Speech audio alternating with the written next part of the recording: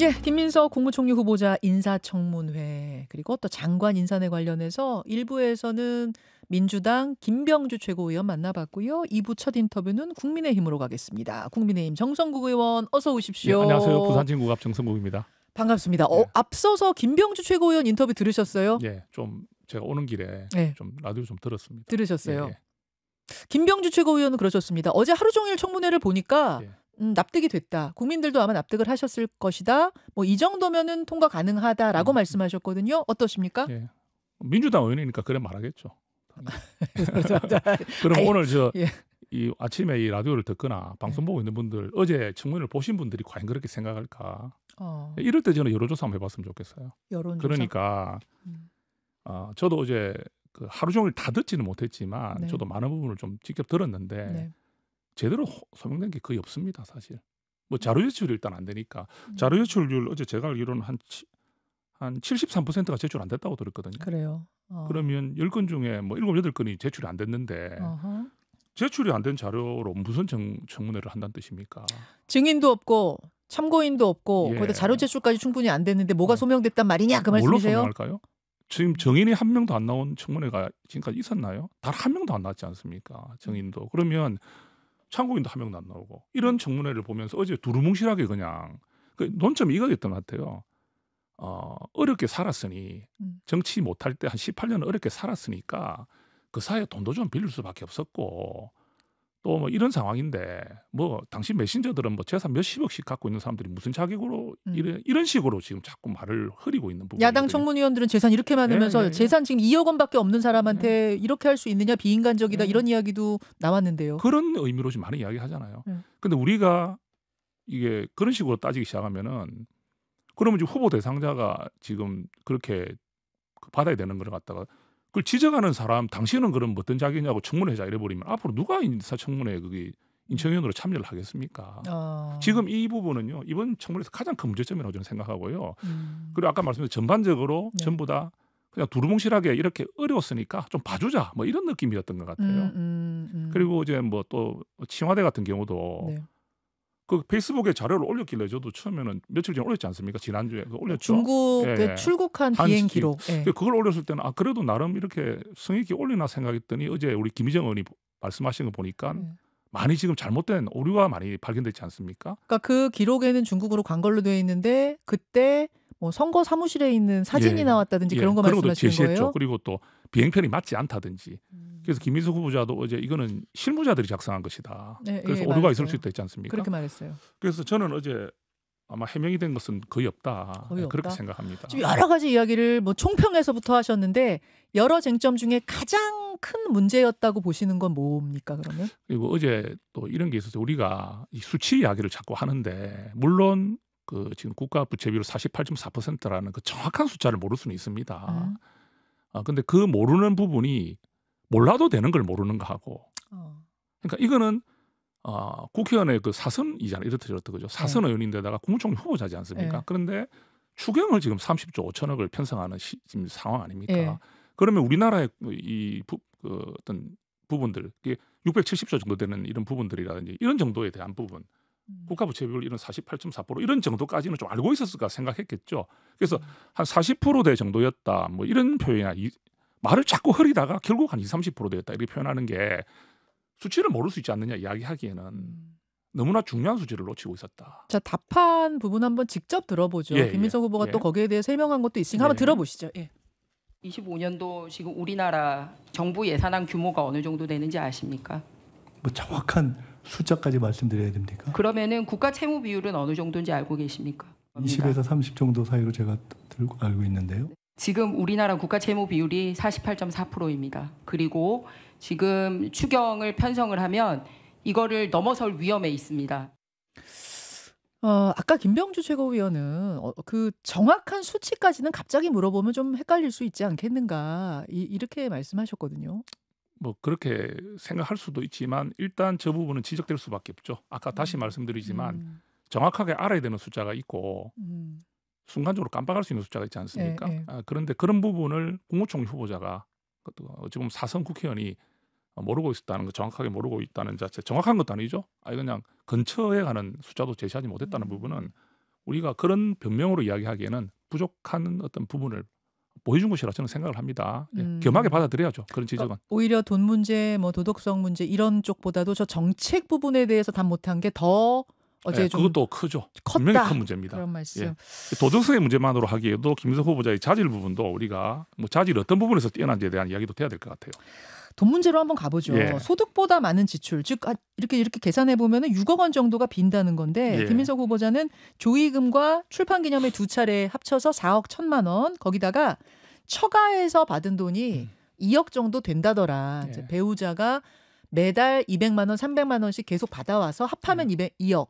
그러니까 합치면 딱 6억이 되더라고요. 어제 그렇게 해명을 해서 이제 민주당에서도 이렇게 하면 딱 아기가 맞지 않느냐 이렇게 지금 된 것 같은데요. 그 부분도 문제가 있다고 보시는 건가요? 어제 처음 나온 이야기였죠. 처가 이야기는 처음 나왔습니다. 처음 나왔지 않습니까? 그래 아까 제가 앉아서 우리 김병주 의원 말씀하시는 거 들었거든요. 그 처가에 있었던 돈을 받고 했던 부분들을 말하기가 참 남편으로서 또 좀 그렇지 않겠느냐. 그렇게 표현을 하겠죠, 민주당에서는. 그런데 어제 이제 해명하는 거 보니까 그럼 그 돈을 이제 끼워 맞춰갖고 6억을 맞춘 것 같지만은 사실 그 부분도 좀 정리의 문제가 발생하는 것이고 냈다고 하긴 했습니다. 어제는 증여세 냈다고 그죠, 말은 했습니다. 그러니까 이런 자료들이 지금 없으니까 뭐든지 지금 제출했다 하는 부분들에 대한 게 없지 않습니까? 그리고 출판 기념회 2번 정도 했고 그리고 뭐 조의금이 어떻고 하는 부분들은 대략 이 정도라는 이야기지. 근데 우리가 앵커님 사실 지금 국민들은요. 민생지원금 15만 원에서 50만 원 받는 걸 기다립니다. 근데 그런 6억이란 돈, 그런 돈을 이렇게 뭐 두루뭉실하게 몇 억이다 하는 식으로 국민들 앞에 해명한다? 이게 쌈짓돈이 아니지 않습니까? 이 국민 눈높이에 맞겠습니까? 그럼 정치인들은 저런 몇 억 돈들을 저렇게 편하게 이야기한다? 그런 분들이 국민의 삶을 살필 수 있겠어요? 우리 저 100만 원 소액대출 받으려고 줄 서는 거 보셨지 않습니까? 그게 국민들의 어려움인데 정확하게 해명하면서 이런 부분 내가 부족했다. 이렇게 하는 것이 아니라 그런 돈을 정말로 이렇게 뭐 구색 맞추는 식으로 표현한다. 저는 그런 바람직한 태도가 아니라 생각하고요. 어제도 새로 나온 얘기가 이제 배추밭이었어요. 배추밭. 미국 유학 시절에 강모 씨로부터 받은 돈을 어제 이제 문제를 삼았죠, 국민의힘이. 그랬더니 김민석 후보자가 그 돈은 무상 지원받은 게 아니고 배추 사업에 투자를 했고 그 투자금 반환 성격으로 이렇게 받은 것이다. 라면서 해명을 했습니다. 이 부분은 어떻게 보셨습니까? 아니 그런 부분들도 지금 자꾸 이제 강신성 씨와의 관계가 나오는 거잖아요. 강신성 씨와의 관계에서 어떤 사업을 했고 또 단독 보도도 자꾸 뜨더라고요. 어떤 뭐 사업, 강신성 씨가 사업한 그 시세가 또 뭐 8억이 80억이 되고 10배 이런 것도 나오고. 그거는 강신성 씨가 8억에 산 땅이 80억 원 됐다. 뭐 이런 새로운 것들도 보도들이 나오는 건가요? 거예요. 그러면 우리가 말할 때 이 강신성 씨와의 관계를 명확하게 설명하지 않으면 이 문제는 풀리지 않습니다. 김민석 후보자가 총리가 되더라도 이 부분은 계속 문제가 될 수밖에 없고요. 그래서 이걸 자꾸 뭐라 해야 되나 숨기고 좀 덮고 가려고 이 시기만 넘기면 된다는 마음으로 자꾸 지금 말이 나오고 말이 바뀌고 하고 있거든요. 그래서 저는 김민석 후보자가 이렇게 하시면 오늘 청문회 하지 않습니까? 오늘이라도 좀 더 명확한 해명을 하셨으면 좋겠어요. 차라리 내가 이런 부분에서는 좀 부족한 부분이 있었다. 내가 오차가 이런 오류가 좀 있었다. 이런 부분을 본인이 좀 인정하고 들어가는 게 안 보이면 모든 설명들을 다 지금 어찌 보면 두루뭉실하게 하고 있는 거 자료 제출 안 하는 거지 않습니까? 이렇게 끝나서 임명하면 어떻게 됩니까? 어떻게 된다고 보세요? 이재명 정부가 어떻게 될 것 같습니까? 처음 시작부터 이런 험결이 많고 국민들에게 신뢰받지 못하는 국무총리가 2인자로 앉아서 국정을 운영하고 그러면 그게 인사가 만사잖아요. 그러니까 대통령께서 뭐 김민석 후보자의 어떤 공헌도라든지 여러 면에서 한번 국무총리 쓰고 싶은 마음이 있을 수 있겠죠, 그죠? 그렇지만 정말 국민들께서 바라볼 때 이게 기준이 아니라면 앞으로 이재명 정부의 5년을 위해서 결단을 하실 필요가 있지 않느냐. 이게 제 국민의 의견입니다. 뜻입니다. 지금 이제 민주당에서는 능력이 있는데 이런 이 경제적으로도 어렵고 험난한 때에 이 정도 경험과 능력 있는 사람을 지금 써서 헤쳐나가야 되는데 이거 뭐 2억, 6억 이거 해명 안 된다고 자꾸 발목 잡으면 어떡하냐 이렇게 얘기하거든요. 대한민국에 인재가 그렇게 없습니까?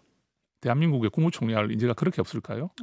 왜 굳이 김민석 후보만 국무총리를 할 수 있습니까? 저는 찾아보면 훌륭한 분들이 분명히 있다고 보고요. 그리고 지금 나와 있는 이런 일들은 장관 후보자가 아닙니다. 국무총리는 대통령을 대통령이 사실 고리가 돼버리면 네. 대통령의 권한을 대행하는 자리지 않습니까? 그렇죠. 지난번에 우리 탄핵 났을 때, 그 기업 났을 때 보십시오. 한덕수 국무총리가 그게 얼마나 중요했습니까? 예, 예. 그래서 국무총리 후보자를 장관 후보자와 같은 그런 자리로 봐서는 안 되고요. 아하. 엄중하고 혹독하게 검증할 수밖에 없다. 그래서 엄중하게 혹독하게 검증하는 그 메신저를 공개하는 행위는 절대로 있어서는 안 되고 민주당이 너무나 잘못하고 있는 일이라 저는 말씀드리고 그 싶습니다. 메신저 공격이 주로 이제 주진우 청문위원, 주진우 의원한테 뭐 이루어졌죠. 재산에 대한 부분, 또 어제는 병역 면제, 뭐 병명까지 어제 그 현장에서 나오고 그랬어요. 들었습니다, 직접. 네. 많이 놀래. 저도 그 시절을 살았던 사람으로서 뭐든 이제 병역 문제에서 질병이 들어가는 부분은 저도 뭐 그때 다 병역 그 판정받고 다 했잖아요. 네. 근데 그 굉장히 좀 민감하거든요. 그런 부분은. 질병에 대한. 예. 그게 내가 이런 병을 알았다는 그런 부분들을 밝히고 싶은 사람이 어디 있겠습니까? 그런데 그런 공개된 자리에서 국무총리 후보자에 대한 부분을 검증하는 게 아니라 그를 검증하려는 분에 대해서 그런 당신은 군대 안 갔다 온 이런 질병을 이야기하고 이렇게 그분 당신은 왜 군대 안 갔다 왔어? 이렇게 해버리면 그럼 앞으로 그러면 어떤 분이 그 검증하는 자리에 올 수 있겠어요? 당신은 죄가 하나도 없어야지 검증할 수 있는 인사원이 될 수 있다는 거 아니겠습니까? 이 세상에 이런 기준이 어디 있습니까? 하하. 알겠습니다. 이번 청문회의 가장 큰 문제는 스피커 청문위원을 공격하는 것이. 저는 그런 걸 본 적이 잘 없어가지고. 예. 자, 오늘까지 뭐 봐야겠습니다만, 그럼 국민의힘에서 보기에는 뭐 지금까지 나온 것만으로도 이건 불가능하다. 인사청문 보고서 채택 불가능하다 이렇게 보세요. 지금 우리 국민의힘의 분위기는 그렇다고 저는 알고 있고요. 예. 알겠습니다. 오늘 특별하게 뭐 해명이 잘 될 것 같지 않습니다. 기대가 잘 안 됩니다.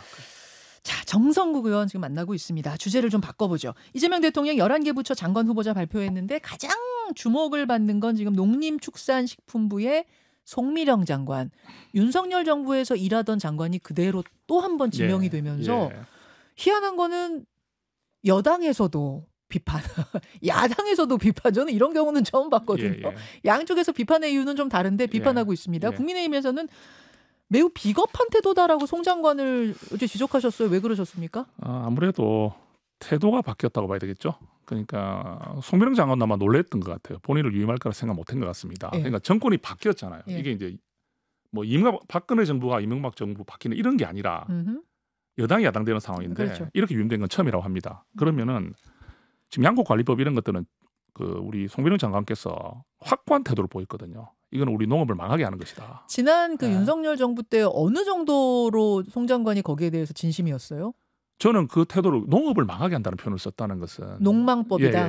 그런 표현을 썼다는 것은 그 거부권을 요청했지 않습니까? 그게 그 형식적인 요청이 아니라 진짜 찐 요청이었습니까? 그렇죠. 저는 그거는 그 송미령 장관이 윤석열 정부의 그 철학을 반영하는 것도 있었겠지만 본인의 그런 철학도 컸다고 보거든요. 그러니까 이번에 그 국무회의 하면서 대통령이 돋보였던 부분들도 전문성이라든지 그런 걸 돋보였기 때문에 대통령이 유임한 거 아니겠습니까? 맞아요. 그런데 송미령 장관이 어떤 말을 했습니까? 이제는 새 정부의 철학에 맞춰서 본인이 거기 맞춰가겠다는 말을 했거든요. 정확히는 새 정부의 철학에 부합하는 방향으로 추진하겠다. 그 말이 어떤 뜻일까요?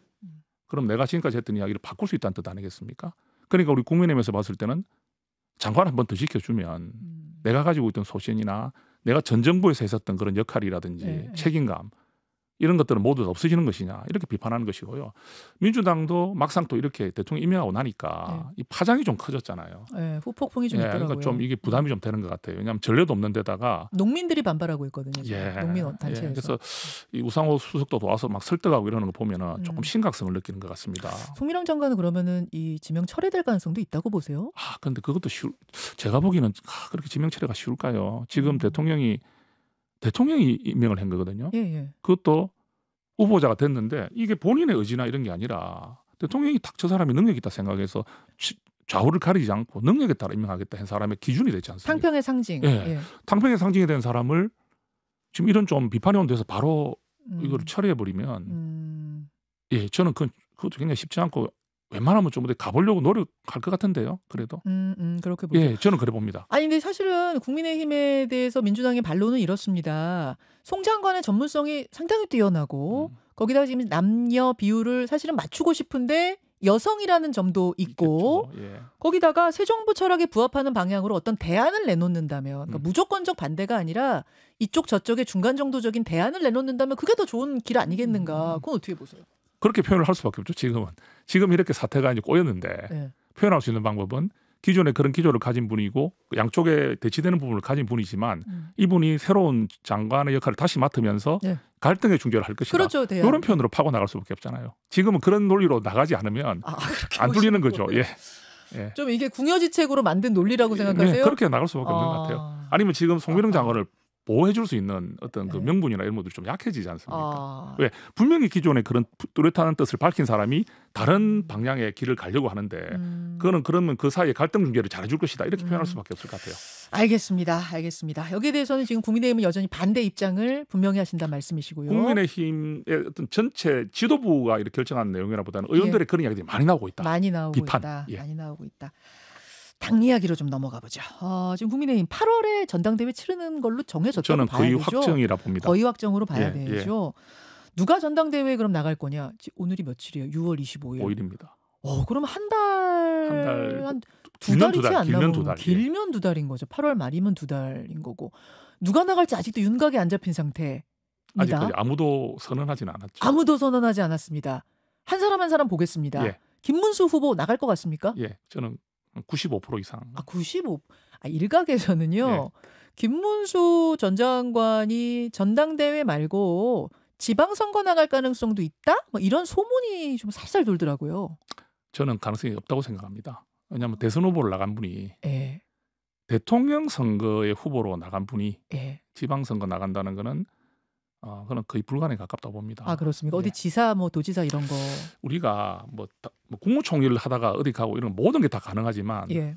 대통령의 한 분이 다른 그런 후보를 하셨던 분이 그런 직으로 가서 뭐 한다는 자체가 그리고 예. 김문수 후보가 지사를 다 하셨잖아요. 경기지사 2번 하셨죠. 맞죠. 국회의원 3번 했거든요. 그렇죠. 장관 했거든요. 예. 지금 그러면 지사 한 번 더 하는 게 무슨 의미가 있나요? 결국 전당대회를 노리고 그다음 또 대선 도전할 수도 있다. 저는 그게 그 말씀. 제가 김문수 후보라면 그런 생각 안 할 것 같은데. 그렇습니까? 예. 그렇습니까? 예. 한동훈 전 대표는 어떻습니까?